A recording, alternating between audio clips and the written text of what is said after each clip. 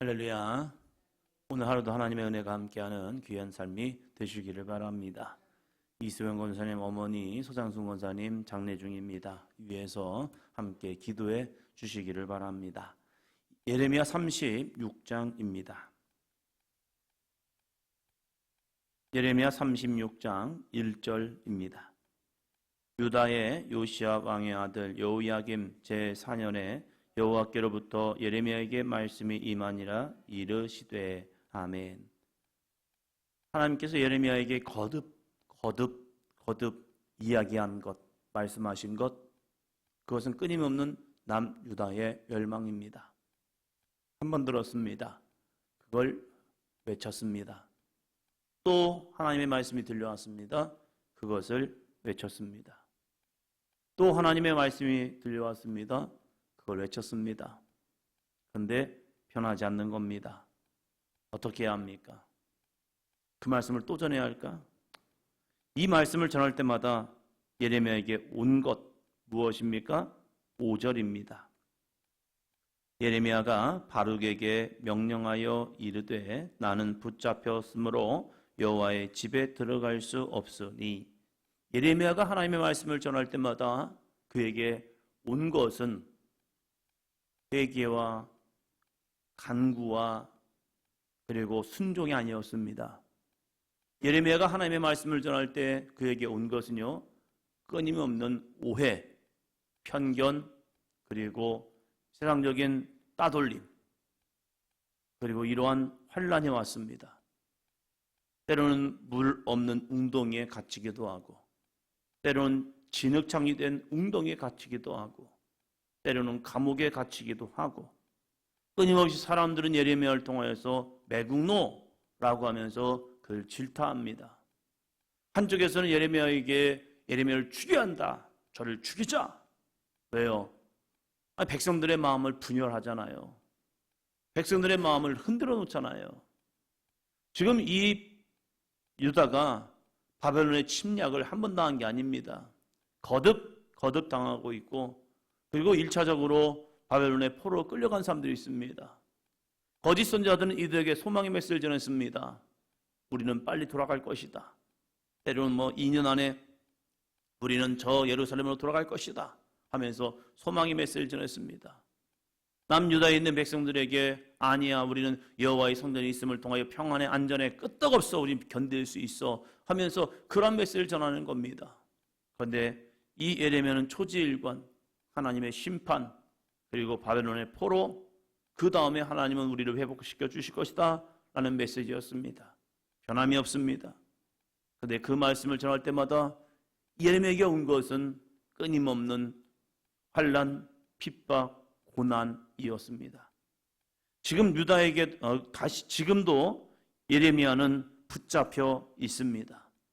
그런데 하나님의 말씀이 임했습니다. 그럼 이 예레미야 입장에서 이렇게 말할 수 있지 않을까요? 하나님, 저 붙잡혀 있잖아요. 저 안 돼요. 저 할 수 없어요. 하나님, 왜 저한테만 이러세요? 다른 사람에게 하시지. 이러한 모습이요. 그는 지금 하나님의 말씀을 전할 수 있는 상황이 아니잖아요. 옥에 갇혀 있기 때문입니다. 그런데 이 예레미야는 하나님의 마음을 압니다. 하나님께서 왜 이렇게 예레미야에게 심판의 메시지를 선포하게 하는가? 3절입니다. 유다 가문이 내가 그들에게 내리려 한 모든 재난을 듣고 각기 악한 길에서 돌이키리니 그리하면 내가 그 악과 죄를 용서하리라 하시니라. 아멘. 하나님의 마음에 의게 하나님이 심판하신 이 말씀, 멸망의 말씀을 선포하는 이유. 어떤 분이 저한테 이렇게 말하더라고요. 목사님, 왜 목사님은 이렇게 좀 부정적으로 설교를 하십니까? 사실은 그 부정적인 말을 들을 때에 따라하지 않는데요. 제가 가끔 설교하다가 따라하시 바랍니다, 따라하시 바랍니다 이렇게 말을 합니다. 그런데 그분은 왜 부정적인 말을 성도들로 하여금 따라하게 하냐 이거예요. 제가 그 생각했습니다. 그러게, 좋은 말만 따라하게 하지 왜 그랬을까? 근데 예레미야를 보면요, 하나님의 이 심판의 메시지를 계속 선포합니다. 그 선포하게 하는 이유가 무엇일까? 유다 가문이 내가 그들에게 내리려 한 모든 재난을 듣고 각기 악한 길에서 돌이키려니, 이게 하나님의 의도이죠. 심판이 의도가 아니에요. 심판은 하나님이 그들에게 내리는 게 아니라 죄에 대한 결과입니다. 하나님이 그들을 심판하지 않는다고 해서 그들에게 멸망이 오지 않느냐? 아니에요. 그들은 죄값으로 심판이 오고 있는 겁니다. 그런데 이들은 하나님이 우리를 심판하시고 있어 착각하는 거예요. 아니에요. 그들의 죄악 때문에, 그들의 범죄함 때문에, 그들의 악 때문에 심판을 받는 거예요. 그런데 하나님은 그 심판이 이스라엘 유다 백성들에게 오지 않기를 원하는 거예요. 왜요? 그들은 자신의 백성이고 하나님은 그들의 하나님이기 때문에 그래요. 그런데 그것을 피할 수 있는 유일한 방법, 심판이 오는데 너희들이 돌이켜 회개하면 구원이 임하는 거예요.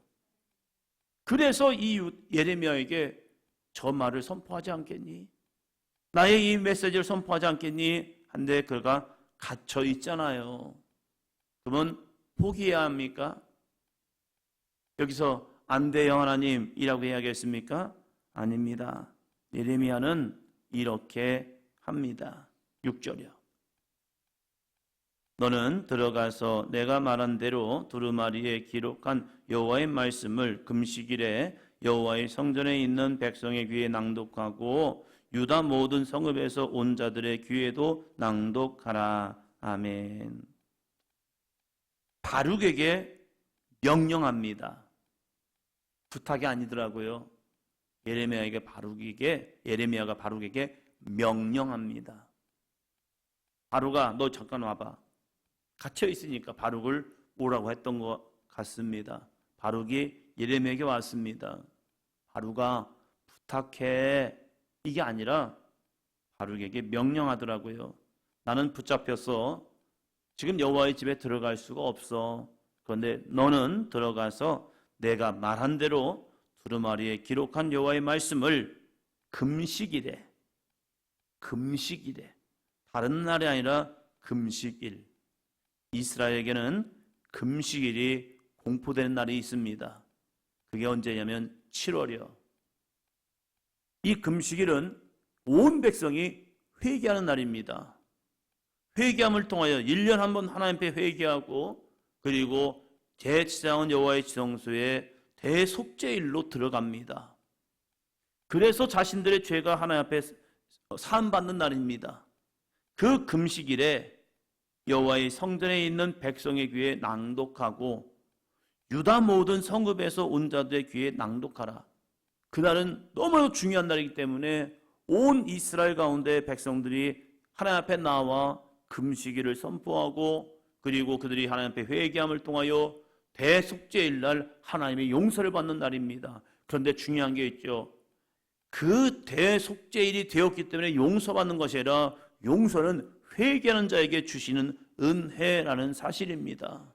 그래서 하나님은 그들에게 은혜를 주시려고 하나님의 말씀을 전하라고 하는 거예요. 여러분이 바룩이라면 어떡하겠습니까? 예레미야가 바룩을 불렀습니다. 그리고 바룩에게 명령합니다. 너 가서 말씀을 전해. 그런데 말씀을 전하던 예레미야 상황이 어떻게 됐는데요? 그가 옥에 갇혔잖아요. 그러면 이 바룩이 예레미야가 자신에게 선포된 하나님의 말씀, 그 말씀을 그대로 전한다면 바룩은 어떻게 되겠습니까? 똑같은 거죠. 너도 예레미야와 똑같은 놈이야. 너도 매국노야. 그래서 이 바룩도 예레미야와 함께 옥에 갇힐 겁니다. 뻔히 보이는 길입니다. 오늘 함께 찬양했던 십자가를 지는 길입니다. 십자가를 나에게 지라 할 때에 여러분 어떻게 하겠습니까? 요즘 교인들은 모르겠어요. 제가 만난 교인들은 이런 교인들이 참 많습니다. 목사님, 기도해보고요. 그 좋은 말이죠. 기도해보고. 그런데 내가 순종의 기도일까? 선택의 기도일까? 어떤 분들은 목사님 기도해 볼게요 라는 것이 아직 내 안에 그게 다가오지 않지만 제가 순종하기 위해서 기도하겠습니다 라는 사람이 있는 반면에 이 선택권이 왜 목사님에게 있습니까? 제 삶이고 제 시간이고 제 노력인데 한번 제가 기도해보고 이것을 해야 할까 하지 말할까를 제가 선택하겠습니다. 이 두 가지의 반응이 있더라고요. 그래서 하나님의 뜻을 구하여 마저 하나님께서 목사님을 통해 말씀하셨다면 해야지, 내가 바빠도 힘들어도 어려워도 해야지 하면서 자신을 쳐서 순종하는 기도하는 삶이 있고, 목사님 기도해보니까 아닌 것 같아요. 그건 기도가 아니라 생각했던 거죠. 자신의 지금 상황과 형편과 모습이 이러한 모습이기 때문에 아니겠다, 나 힘들어, 나 안 돼 하면서 목사님 기도해보니까 아니에요, 아닌 것 같아요. 목사의 기도는 또 뭘까? 이 생각을 해요. 예레미야는 바룩에게 명령했습니다. 너의 처지도 이 처지가 될 거야 뻔히 압니다.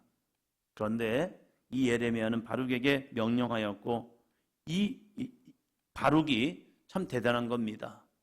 뻔히 보이는 고난의 길입니다. 샘플이 있잖아요. 하나님의 말씀을 전하다가 옥에 갇혔던 이 예레미야, 그 예레미야를 눈으로 보고 있잖아요.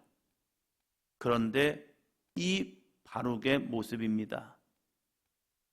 7절이요. 그들이 여호와 앞에 기도를 드리며 각기 악한 길을 떠나리라. 여호와께서 이 백성에 대하여 선포하신 노여움과 분이 크니라. 그들이 여호와 앞에 기도를 드리며 각기 악한 길에서 떠나리라. 되었습니까? 안 됐습니까? 안 됐어요. 아니, 회개할 사람들이라면 예레미야 말 듣지 자기 말 듣겠습니까? 자기는 선지자가 아니란 말이에요. 자기는 그냥 서기관이에요. 하나님의 말씀을 기록하는 서기관이지 선지자가 아니에요. 그러한 바룩에게 그들이 여호와 앞에 기도하며 기도를 드리며 금식을 하며 기도하는 그들에게 그들이 악한 게 떠날 거야. 바룩이 뭐 어린아이입니까? 지금 이 상황 모릅니까? 지금 이 왕의 모습 모릅니까? 여호야김 다 알아요.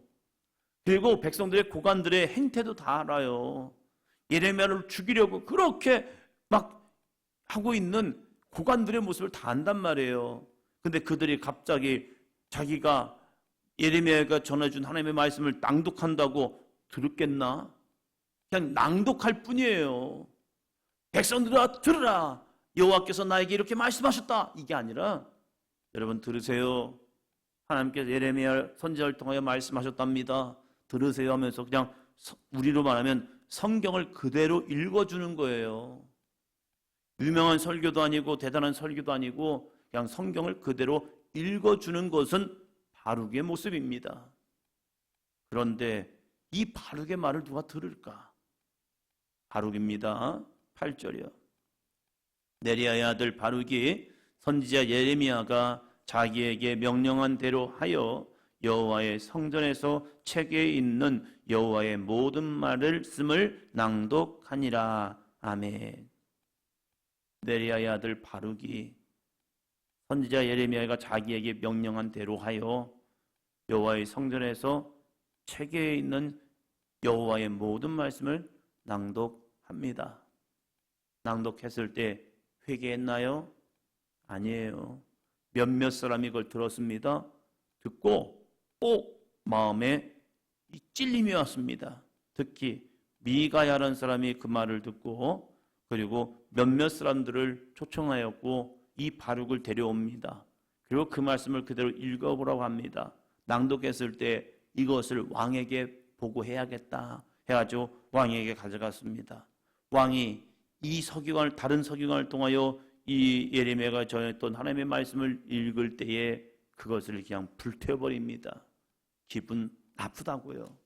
그리고 바룩과 예레미야를 죽이려고 합니다. 그들 데려오랍니다. 근데 하나님이 그들을 숨기셨습니다. 하나님의 은혜이죠. 이 바룩의 모습을 보면서 우리들의 믿음을 다시 한번 보았으면 좋겠어요. 바룩은 뻔히 보이는 고난의 길이에요. 이거 예레미야 말대로 했다가는 똑같은 고난을 당하고, 아니 어쩌면 죽임을 당할 수 있습니다.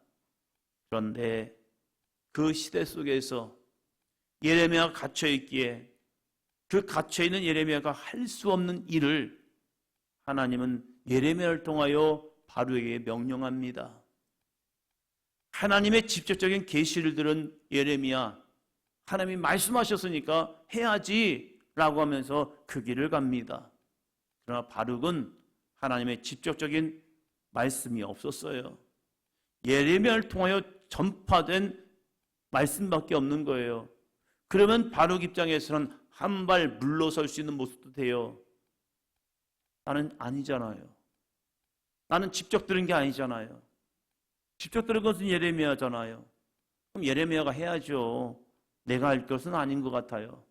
그래서 나 이 십자가 지기 싫습니다 하면서 뒤로 한 발 물러설 수도 있어요. 이거 목사님이 받은 사명이고, 이 목사님이 받은 계시잖아요. 목사님이 받은 응답이잖아요. 이건 목사님 일 아니에요. 우리 일 아니잖아요. 어떤 사람들이 이렇게 말합니다.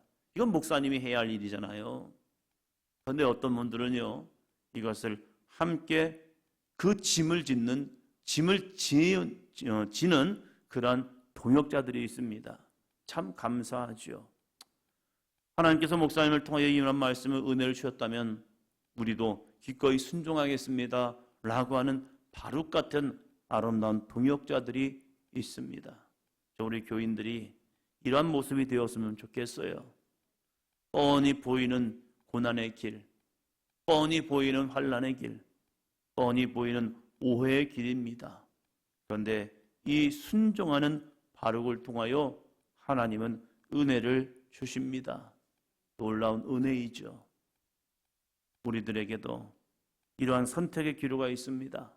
이 선택 속에서 하나님을 기쁘시게 하는 아름다운 삶이 되기를 주의 이름으로 축원합니다. 기도합니다.